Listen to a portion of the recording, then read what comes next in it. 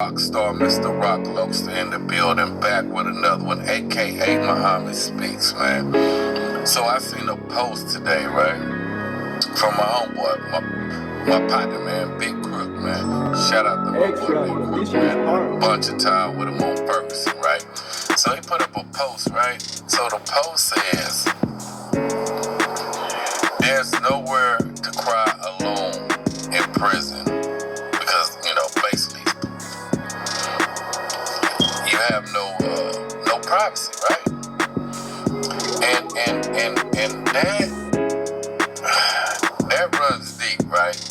That runs deep because not only is there nowhere to cry alone in prison,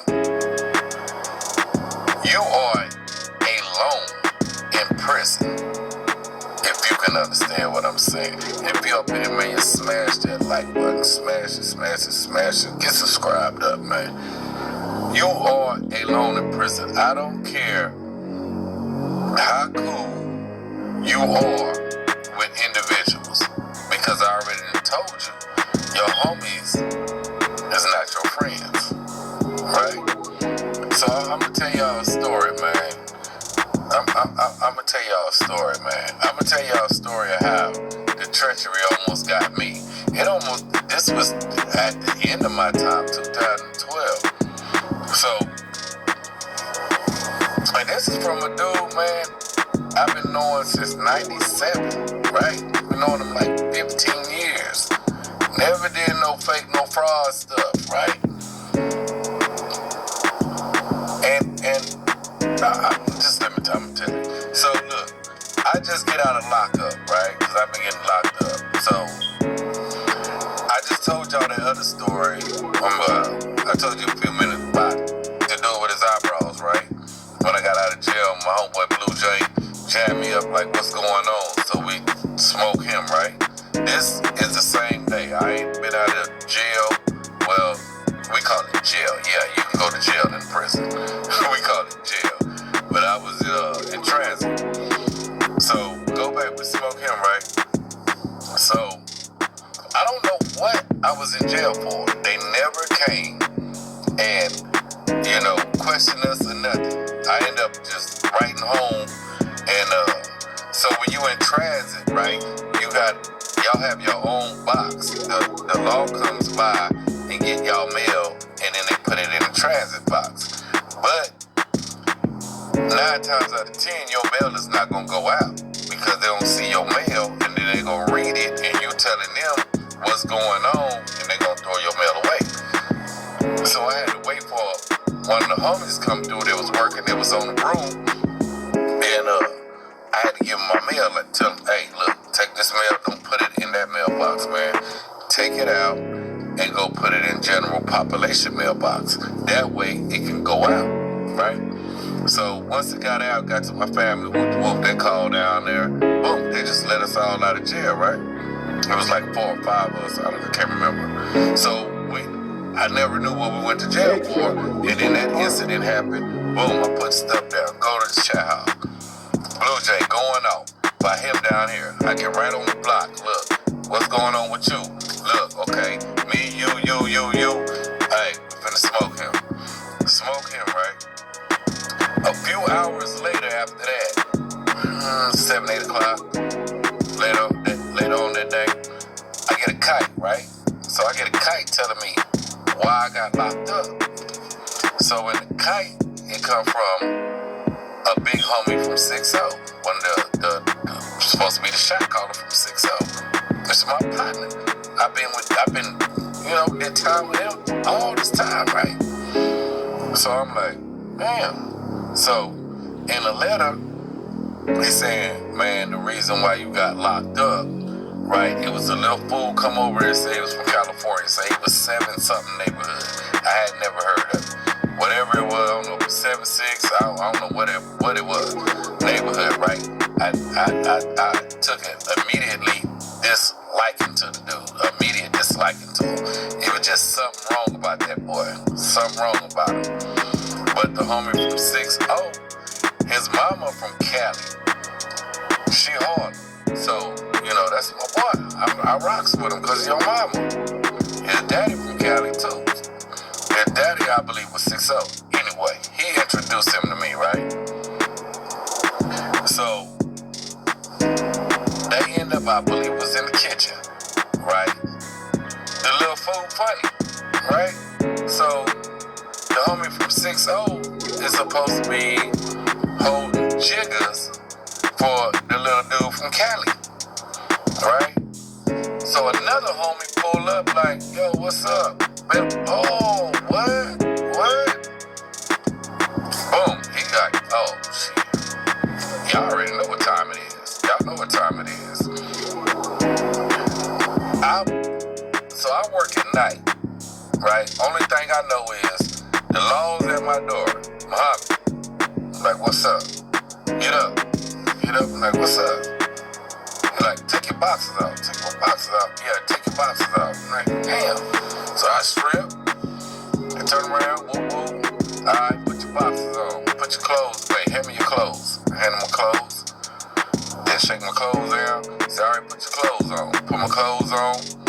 They say, all right, pop the door. They pop the door. I can walk out there and they say, turn around, put your hands behind your back. I'm like, man, what's going on, man? I just got here from work. Boom. They locked me up. This is what I'm locked up for.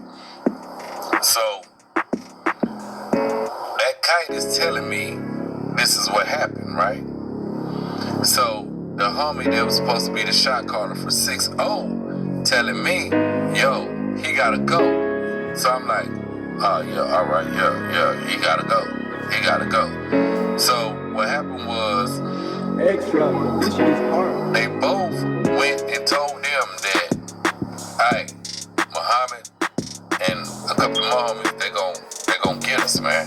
So they catching that off the unit. So when the homie from 6'0" get back there though, I guess he realized like, man, I ain't did nothing. I'm not finna, nah. But the other dude gotta go. So I figured the homie from 6'0" figured like I could talk my way up out of this, right? Because I didn't get to do nothing. And I kind of got a theory about that. I'm gonna let y'all know about that. So the dude from California ended up catching all the way out. Okay, so I get the kite right, and he say, okay, the homie from 6'0" gotta go. Now the homie from 6'0" that he's saying gotta go is a rider. This is one of the homies that I done had to tell before. He ran real tough with D-Lo too. They were deuces. These are two of the hitters, right? And I would tell him like, you know, hey, such, y'all run that violation, y'all. Look, he was one of the hitters, right? So I get the kite, I read it, he say he gotta go. So I'm like, all right. I don't get to talk to nobody. I get the kite late at night, so I gotta put together a squad to go get him, right? But I have to use the right people, right? So I'm just trying to think through my head who I'm gonna use, right?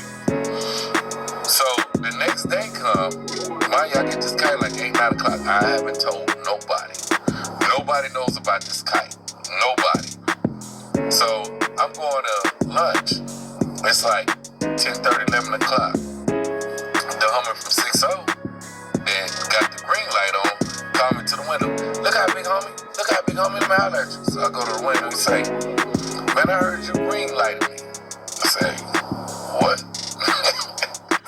I don't know. It's just what...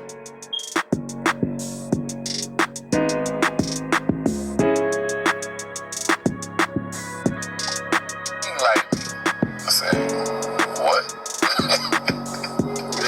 Man, I haven't talked to nobody, right? Nobody. Because I don't even know how this gonna happen. Mind you, I just got 2 green lights in the same day. And I've been in jail for the last 12, 13 days. As soon as I get out, I already got 2 green. So look. Extra, this shit is hard. I say, what? He said, yeah. I just hollered at the big homie from 6'0". He tell me that you green lighted me. I say, what? I say, hold up. So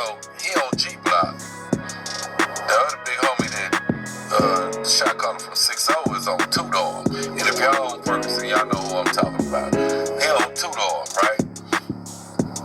So I said, hold up. I go, it's right across the hallway. I walk right across the hallway, tell him, hey, yo, call sister. Come to the window. I say, cuz, you told cuz I green lighted him? He was like, no, cuz. See, what happened was, no, I was trying to keep it on the hush. I was like, no, cuz said that you said that Muhammad green lighted you. No, I didn't say it like that. I was saying that, you know, you got caught up with that stuff with Muhammad, and Muhammad gonna be tripping, and, like, you know, there's some stuff inside, like, hold up. You sent me a kite saying he gotta go. And now you done told him I green lighted him? So there go the treachery. See, that's why everybody's not built to be a leader, too. See, I told him, like, you scared of cuz or something? Right? You scared of cuz or something? Well, what's the deal? I'm like, nah, I was just trying to keep it on cool because I don't want nobody, I don't want to know, like, what's going on. I looked at him, turned around, walked back over there to the window. I told him, I say, let me tell you something. I say, I can't green like you because you're not from my set. Understand that. I can't green like you, but I can carry out that green light. I say, but I'm going to tell you like this. You ain't got to worry about it coming from me. I'm done with that issue. Well, I'm just saying, cuz this, I don't give a damn what you saying.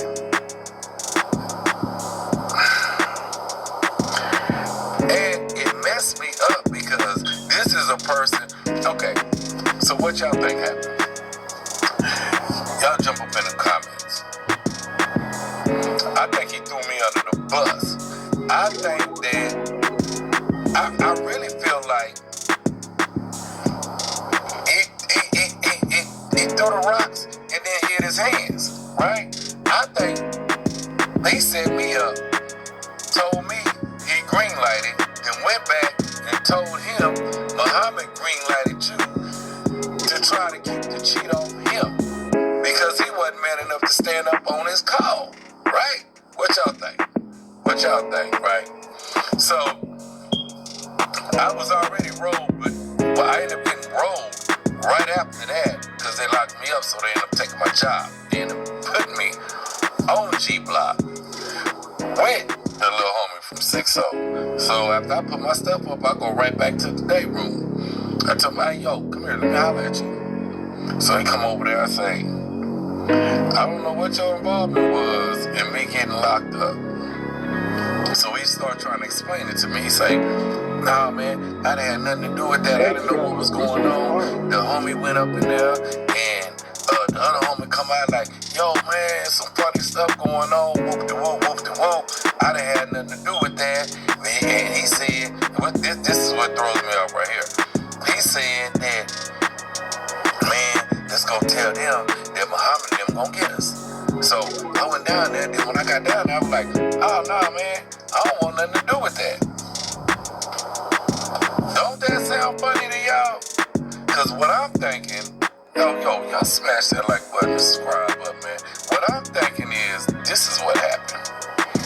I'm thinking you was holding Jiggers, and he went first. And then when he came out, he was going to hold Jiggers, and you was going to go next. But I can't prove that. I can't prove that. Because he got popped, he got busted, and then caught out. But I told him, look, you better be careful. Because guess what? Your homies is not your friends. Treachery is everywhere in the penitentiary. The people you think you can trust, you can't trust. You are all alone in there. So the best thing for you to do is to stay out of there.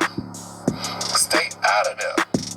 Because treachery is everywhere, backstabbing is everywhere, and everybody don't like you. Everybody is not gonna like you. I appreciate y'all time. Hold up. I got a whole bunch of stuff I want to talk about. This next one I want to talk about, though, because I want y'all to know, you are never, ever safe in there, right? I don't care what time of the day, night, that's why you don't sleep with your head to the bars. You are never safe in there. And I'm going to tell you about this time, because I want y'all to let me know if it was a bad call or a good call. But they got him in his sleep. That's going to be the next one. Peace, I'm out.